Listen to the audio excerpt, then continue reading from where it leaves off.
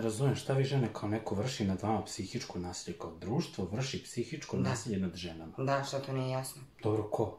Evo, na primjer, evo prvo moja baba. Baba? Moja baba, da. Evo, ja je pokazivala, prvo smo ti ja smuvali, ja je pokazujem slike par mamaka i moj brat i devojki. Sada ja pokazujem sliku ružnog momka i ona ovako pogleda tu sliku i kaže, ma dobro, neka sigurno je duhovit, kaže, ružni momci su duhoviti. A ružna devojka kaže, ja beži, nju niko neće, nemoj s njom nikako. Pa je pokažem lepog momka, ona kaže, brže, bolje uvati ga, otići će ti. A lepa devojka, jo, nemoj s njom, ona samo gleda momka, ona je varalica, šaralica, svi je znaju sigurno. Evo, debela, na primjer, devojka kaže, vidi, sad se raskvasila, jedna samo ždere. A debeli dečko, on ti je super, on može da potegne. Ili mršav dečko, na primjer, on je sportista super. A devojka, jo, jedna ti nešto bolesna, da će moći da rađe. Razumeš?